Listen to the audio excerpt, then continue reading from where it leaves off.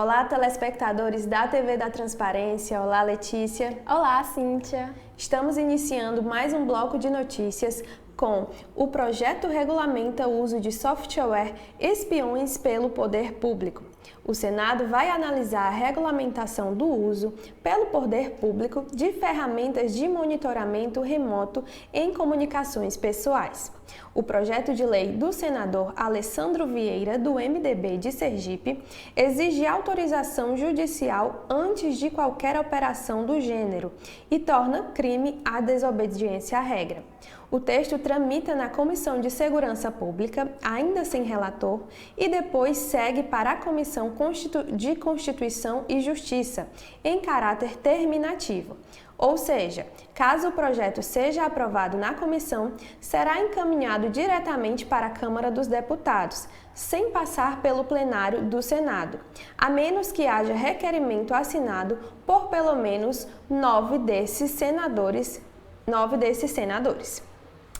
Comissão Mista sobre Migração e Refugiados será instalado nesta terça-feira. A Comissão Mista Permanente sobre Migrações Internacionais e Refugiados tem reunião de instalação marcada para esta terça-feira, 19 de março, às 15 horas. Além da instalação, haverá eleição do presidente e do vice-presidente da comissão. Desafios socioeconômicos e ambientais impõem mudança na regulamentação do garimpo. Apesar de ser reconhecida por ser a maior reserva de biodiversidade do planeta, a Amazônia Legal apresenta aspectos econômicos e sociais que colocam entre as regiões mais pobres do país.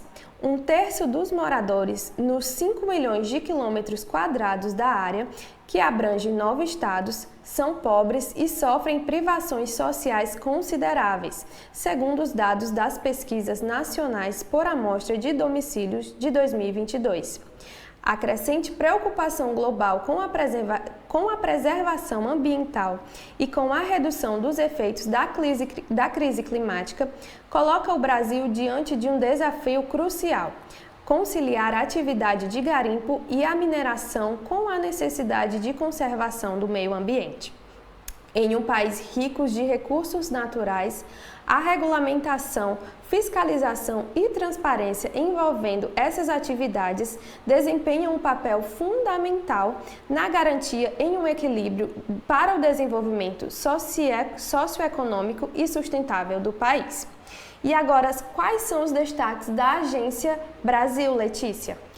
Vamos começar com o Tesouro Nacional, que pagou em fevereiro 1,22 bilhão em dívidas atrasadas de estados. Desse total, a maior parte é relativa a atrasos de pagamento do governo de Minas Gerais. Em seguida, vem o pagamento de débito de 301,73 milhões do estado do Rio de Janeiro e de 76,11 milhões de Goiás. Os dados estão no relatório de garantias honradas pela União em operações de crédito, divulgadas na sexta-feira, dia 15, pela Secretaria do Tesouro Nacional. As garantias são executadas pelo governo federal quando um estado ou município ficar inadimplente em alguma operação de crédito. Nesse caso, o Tesouro Nacional cobre o calote, mas retém repasses da União para o ente devedor até quitar a diferença, cobrando multa e juros. Vendas financiadas de veículos crescem 30,7% no país em fevereiro. As vendas financiadas de veículos em fevereiro somaram 525 mil unidades entre novos e usados, de acordo com os dados da B3, Bolsa de Valores de São Paulo. O número, que inclui autos leves, motos e pesados em todo o país, representa um crescimento de 30,7% na comparação com o mesmo período em 2023. mais queda de 6,6% em relação a janeiro.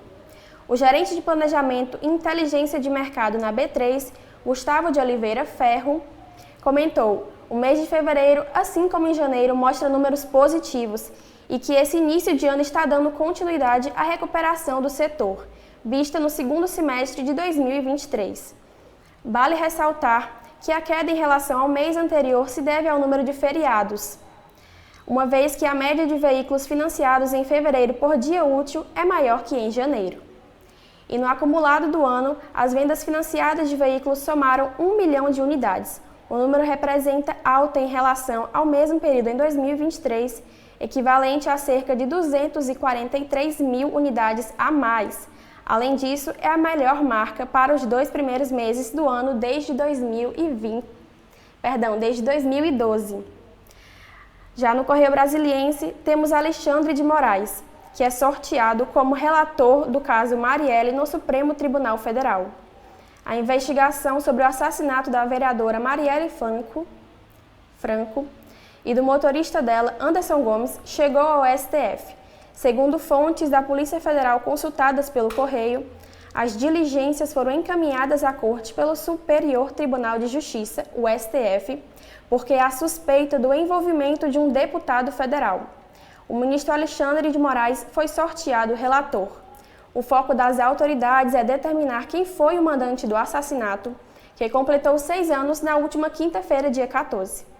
Até agora, a apuração localizou os supostos executores e as autoridades com foro privilegiado, ou seja, que são julgadas pelo Supremo, são presidente da República, vice-presidente, ministros, senadores, deputados federais e integrantes dos tribunais superiores, como o STJ, o STF e o Tribunal Superior Eleitoral, além de membros do Tribunal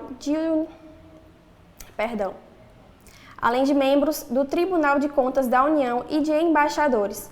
Agora, para finalizar, vamos falar sobre as atualizações na Câmara dos Deputados. Cíntia. Lira comemora a aprovação do projeto que cria combustíveis do futuro. A proposta aprovada na quarta-feira, 13 de março, pelo plenário da Câmara, cria programas nacionais de diesel verde, de combustível sustentável para a aviação de biometano, além de aumentar a mistura de etanol e de biodiesel à gasolina e ao diesel. Abre aspas. O texto estabelece regras para o desenvolvimento do combustível sustentável de aviação. É mais um passo para retomar o Brasil protagonista mundial no desenvolvimento e uso de fontes de energia limpa, disse o presidente por meio de suas redes sociais. E para finalizar, o projeto autoriza a monetização de plataformas digitais de órgãos públicos.